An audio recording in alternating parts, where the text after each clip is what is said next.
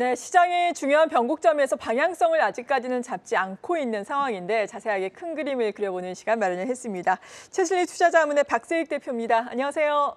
안녕하세요. 네, 일단 간밤에 FOMC 의사록이 발표가 됐습니다. 내용은 뭐 별반 크게 다른 건 없는데 CME 패드와치를 보자면은 3월에 기준금리 50bp 인상 가능성도 뭐 20여 %까지 올라왔고 6월에 5.5%까지 인상 가능성이 지금 57.1%까지 올라왔거든요. 이 네, 흐름을 맞습니다. 어떻게 봐야 될까요? 네, 그런데 뭐 중요한 점은 지난 FMC 회의 이후에 제롬 파월 의장이 아주 세세하게 기자회견에서 답변을 해주셨지 않습니까? 네. 거기서도 이제 뭐 물가에 대한 걱정이라든지 여러 가지 질문들이 많았지만 거기서 이제 디스인플레이션이라는 말씀을 뭐 13번 이상이나 얘기하시면서 우리가 원하던 디스인플레이션이 이제 나왔다라는 얘기를 뭐 계속 좀 해주신 면이 있었고요. 그래서 이번 FMC 회의 의사록에서 뭐 특별하게 우리가 우려를 할 만한 그런 내용은 없었다라고 보고요. 중요한 거는 의사록 발표 이후에 패드와치에서 어떻게 패드가 앞으로 금리 인상을 할 건지에 대한 그런 기대치에 대한 변화인데요. 뭐 아시다시피 3월 22일 FMC 회의에서는 25bp 인상이 여전히 73%이고요. 물론 50bp 인상할 수도 있다라는 부분에 대한 기대치가 23%, 27%까지 올라오기는 했지만 그래도 여전히 25bp씩 3월에도 올릴 것이다라고 시장이 기대를 하고 있기 때문에 이 부분에 있어서는 어제 의사록 발표 이후에 시장에 큰 요동은 없었다. 네, 그렇게 생각할 수 있을 것 같습니다. 네. 그리고 오늘 잠시 후에 한국은행의 기준금리 결정이 발표가 되게 됩니다. 지금 동결의 무게가 많이 실리고 있는데 사실 한국은행 쪽도 고민이 많을 것 같아요. 네. 어떤 걸 봐야 될까요? 금통위에서 기준금리 결정을 하시기에 지금 국내 경기가 상당히 안 좋죠. 부동산도 급락을 하고 있는 이런 상황에서 금리를 더 올렸다가는 정말 추가상간을 태울 수 있는 그런 우려가 있기 때문에 마음은 아마 동결을 하고 싶으실 건데 이창용 총재께서 예전에도 말씀하셨듯이 우리가 정부로부터는 독립돼 있지만 연준으로부터는 독립돼 있지 않다. 이 부분 때문에 페드의 금리 인상 기조에 계속 동조화를 해줘야 되는 그 부담도 분명히 있을 겁니다. 그래서 이번에 뭐 금리 동결이 유력하다라고 시장에서 보고는 있지만 25bp 설사 인상을 하더라도 시장 충격은 미미할 것이라고 예상을 하는데요. 왜 그러냐면 최근에 정부에서 이 대출 금리를 어느 정도 제재를 하고 있지 않습니까? 그렇기 때문에 기준금리를 인상을 하더라도 뭐 대출 금리 자체가 그렇게 오를 것 같지는 않기 때문에 시장에 있어서 충격은 미미할 것이다. 뭐 그렇게 생각을 합니다. 네, 설령 올린다 하더라도 충격이 미미할 것이다라고 말씀해 주셨는데 문제는 또 달러화에 대한 원화 환율 그리고 외국인의 동향입니다. 한미 간의 금리 차가 커지면은 이 외환 시장도 큰 영향을 받을 수밖에 없기 때문인데 이 부분에 대한 영향력은 어떻게 보십니까? 네, 지난번에 한국의 정책금리랑 미국의 정책금리가 이제 역전이 되면서 똑같은 질문들이 계속 이제 네. 반복이 되고 있는데요. 중요한 것은 우리가 이런 부분을 한번 볼 필요가 있습니다. 지금 미국의 10년물이 어제 한 3bp 정도 빠져서 어제 3.92를 기록을 했고 한국이 지금 3.6 정도 하고 있지 않습니까? 그죠? 실세 금리도 30bp 정도 차이가 나고 영국이 우리랑 좀 비슷해요. 영국이 우리랑 비슷하게 3.63을 기록하고 있고요.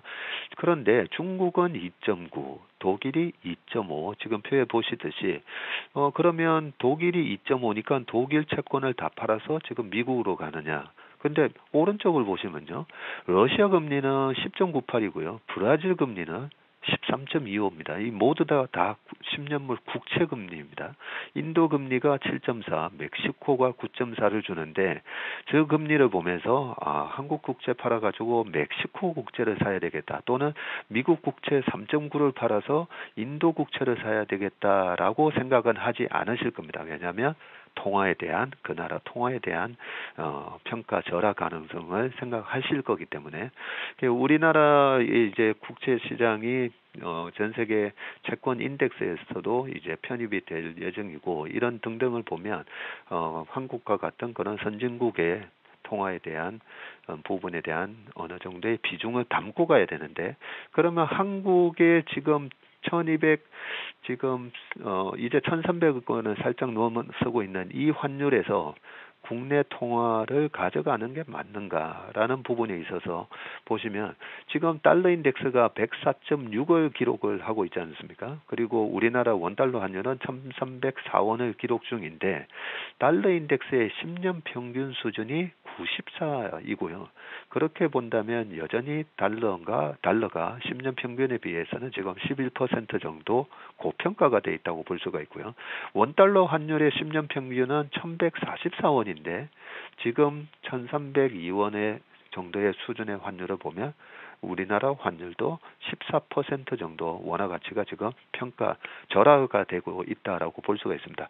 외국인 투자가들은 굉장히 과거의 통계치에 의한 이런 퀀터 베이스에 투자를 하는데, 외국인 입장에서는 보면 장기적으로는 달러가 약세가 되고 원화가 강세가 될 것이라고 전망을 하기 때문에 최근에 채권을 조금 팔기는 했었지만 여전히 200조가 넘는 어마어마한 우리나라 채권을 보유하고 있는 이유는 앞으로 원화 가치가 지금보다는 더 강세로 갈 것이다라고 예상을 하기 때문이라고 생각하기 때문에 외국인의 자금이 정책금리의 이런 역전 때문에 빠져나가는 일은 없을 것이다라고 생각합니다.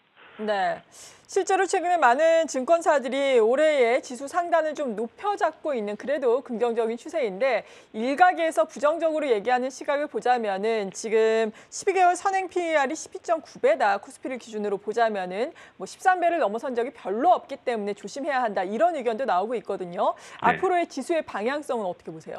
네, 방금 그 부분만 먼저 말씀드리면, 우리나라가 2008년 금융위기 상황에서도 보면 2008년도에도 이익이 급감을 합니다. 네, 이익이 급감을 하니까 PER은 어닝에 대한 프라이스이기 때문에 이익이 급감을 하니까 지수가 2000에서 1000포인트가 깨졌는데도 갑자기 PER이 급증을 하는 듯한 그런 모습을 보입니다. 최근에도 비슷한 얘기를 많이 하시는데요. 3100, 3200대에도 PER이 12배였는데 지금 반도체에 대한 실적이 하향 조정되면서 이익에 대한 추정치가 떨어지니까 PER이 지금 12배, 13배니까 비싸다라는 얘기를 하시는데, 실질적으로 우리나라처럼 경기 순환형 산업이 많이 포진되어 있는 그런 코스피의 경우에는 PER은 오히려 우리가 알고 있다시피 저퍼에 사는 게 아니라 고퍼에 사서 저퍼에 파는 그런 전략을 쓰는 게 맞다라고 보면, 지금 PER로 고평가가 돼 있다. 이렇게 얘기하시는 거는 조금 우리나라 주식에 대한 시클리컬한 그런 성향을 조금 더 보셔야 될 것 같고요. 그래서 우리나라 같은 그런 시클리컬 기업들이 많은 그런 코스피의 경우에는 PBR로 보는 게 맞고요. 순자산 대비해서 지금 주가 수준이 어떻는가라고 보면 여전히 0.9를 보이고 있고, PBR이 한 1에서 1.05 정도가 우리나라 코스피의 평균이라고 보면 아직까지 평균보다는 밑에 마이너스 10% 이상 밑에 머무르고 있다라는 부분이고요. 또 하나, 외국인이 최근에 많이 우리나라 주식을 작년 하반기부터 샀는데, 외국인은 그러면 계속 매수가 들어올 만큼 우리나라 주식이 매력적인가라고 한번 뜯어보면, 우리나라 주식을 지금 코스피 주식을 지금 2,400개 초반에 있는 이 주식을 달러로 전환해 보잖아요. 그러면 코스피는 고점 대비 지금 26% 정도 빠진 걸로 나오는데, 달러로 전환을 해서 보면 여전히 37%나 하락하고 있다는 걸 알 수가 있습니다. 그래서 외국인이 지금 작년 하반기 7월 이후로 한 17조 정도로 매수를 했습니다. 작년 하반기에만 9.3조 정도 매수했고요. 1월 달 한 달에만 6.3조를 매수를 했죠. 그리고 2월 달에도 지금 보면 일시적으로 어제 좀 주식을 매도하는 모습을 보이긴 했지만 여전히 2월에도 코스피에서 1.1조, 코스닥에서 3,500억을 순매수를 하고 있기 때문에 외국인의 시각에서 보면 코스피는 여전히 싸다라고 말씀드릴 수가 있습니다. 네, PER보다는 PBR을 보는 것이 좋다. 여전히 저평가 국면이다라고 말씀해 주셨습니다. 그러니까 지금 물론 종목별로 투자 의견은 달라지겠지만 전반적으로 보자면은 차익 실현을 하는 것보다 조정 시의 매수 전략이 맞다라고 이해를 해도 될까요? 네, 1월 달에 조금 허를 찌르는 상승이 있었지 않습니까? 그죠? 네. 글로벌 한 증시가 모두 다. 그렇게 1월 달에 올라오고 나면요. 2월 달은 시장이 어땠었나라고 제가 살펴봤더니 2001년 1월 달에 그리고 2009년 1월 뭐 그 전 해가 시장이 많이 빠졌던 그 다음 해 1월 달은 급반등이 있었고요. 2월 달은 모두가 주식이 다 조정장을 보였더라고요. 그래서 저희가 올해 2월 이번 달 전망은 2370에서 2550 마이너스 2.3에서 한 5% 플러스 박스권 움직임으로 예상을 하고 있고요. 그런 박스권 움직임이 지금도 일어나고 있는데 4월 정도에는 저희가 2700포인트까지 정도 반등을 하지 않을까라고 예상을 하기 때문에 2월 달은 박스권 매매가 바람직하지만 3월 초부터는 조정을 이용해서 오히려 주식 비중을 확대해가는 전략이 좀 바람직하다라고 생각합니다. 네, 조정을 이용해서 주식 비중을 확대해 나간다면 어떤 종목군들을 좀 유망하게 볼 수 있을까요? 네. 지금 우리나라 주식시장에서 아주 큰 변화가 일어나고 있는데요. 그게 나쁜 변화인지 좋은 변화인지 뭐 결론부터 말씀드리면 코리아 디스카운트를 해소할 만한 큰 변화가 지금 일어나고 있습니다. 어떤 얘기냐면요. 최근에 모두가 잘 아시는 SM의 경영권 분쟁이 일어났고요. 2019년도에도 보면 한진칼의 남매 간의 분쟁이 있었는데요.